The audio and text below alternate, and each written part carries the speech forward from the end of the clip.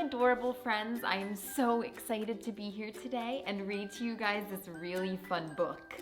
Do you have an animal at home, like a cat or a dog or a fish? Yes?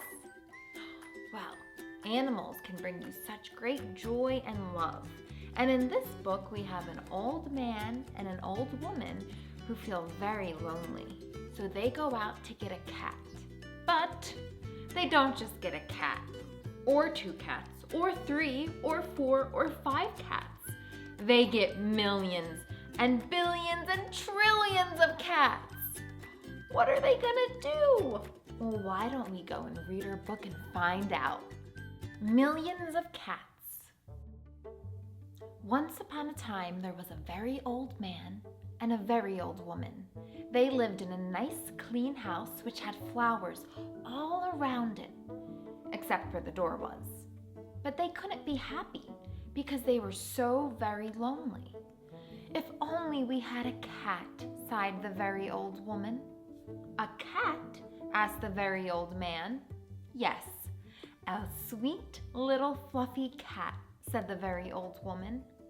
I will get you a cat, my dear, said the very old man. And he set out over the hills to look for one. He climbed over the sunny hills. He trudged through the coal valleys. He walked a long, long time. And at last he came to a hill, which was quite covered with cats.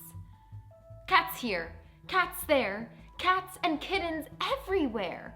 Hundreds of cats, thousands of cats, millions and billions and trillions of cats. Oh, cried the old man joyfully. Now I can choose the prettiest cat and take it home with me. So he chose one. It was white, but just as he was about to leave, he saw another one, all black and white, and it seemed just as pretty as the first one. So he took this one also. But then he saw a fuzzy gray kitten over there, which was every bit as pretty as the others, so he took it too. And now he saw one way down in a corner, which he thought too lovely to leave, so he took this too. And just then, over here, the very old man found a kitten, which was black and very beautiful. It would be a shame to leave that one, said the very old man, so he took it. And now, over there, he saw a cat which had brown and yellow stripes, like a baby tiger. I simply must take it, cried the very old man, and he did. So it happened that every time the very old man looked up, he saw another cat which was so pretty, he could not bear to leave it. And before he knew it, he chose them all. And so he went back over the sunny hill and down through the cool valleys to show all his pretty kittens to the very old woman. It was very funny to see those hundreds and thousands and millions and billions and trillions of cats following him. They came to a pond. Meow, meow, we are thirsty, cried the hundreds of cats, thousands of cats, millions and billions and trillions of cats. Well, here's a great deal of water, said the very old man. Each cat took a sip of water, and the pond was gone. Meow, meow, we are hungry, said the hundreds of cats, thousands of cats, millions and billions and trillions of cats. There is much grass on the hills, said the very old man.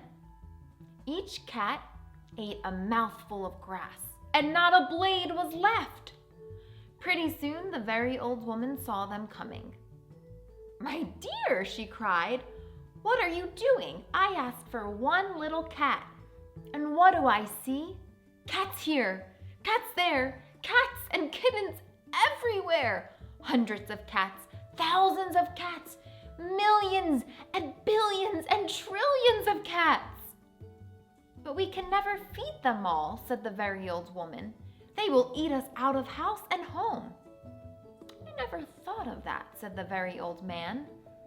What shall we do? The very old woman thought for a while, and she said, I know.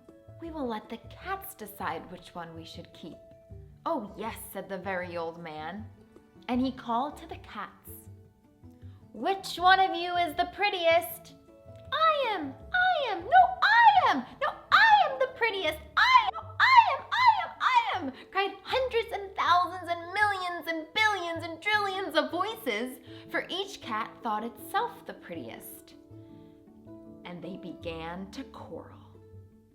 They bit and scratched and clawed each other and made such great noise that the very old man and the very old woman ran into the house as fast as they could. They did not like such quarreling. But after a while, the noises stopped, and the very old man and the very old woman peeped out of the window to see what had happened. They could not see a single cat. "I think they must have eaten each other all up," said the very old woman. "It's too bad."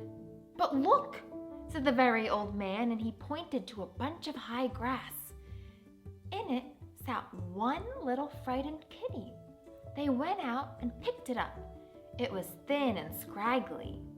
"Poor little kitty," said the very old woman. "Dear little kitty," said the very old man. "How does it happen that you were not eaten up with all those hundreds and thousands and millions and billions and trillions of cats?" "Oh, I'm just a very homely little cat," said the kitten. "So when you asked who was the prettiest, I didn't say anything. So nobody bothered about me." They took the kitten into the house, where the very old woman gave it a warm bath and brushed its fur until it was soft and shiny. Every day they gave it plenty of milk, and soon it grew nice and plump. And it was a very pretty cat. "After all," said the very old woman, "it is the most beautiful cat in the whole world," said the very old man. "I ought to know, for I've seen hundreds of cats, thousands of cats, millions and billions and trillions of cats, and not one was as pretty as this one." The end. Oh my goodness. That story was so funny, how the old man went out to get one cat and he came back with millions and billions and trillions of cats. Oh my goodness, I can't imagine taking care of that many cats. Taking care of animals is a lot of work because you gotta feed them and love them and play with them. Whew, it was so hard for that man to find which cat was the prettiest. You know why? Because they all were pretty. Just like people. We're all pretty people, but you know what matters the most?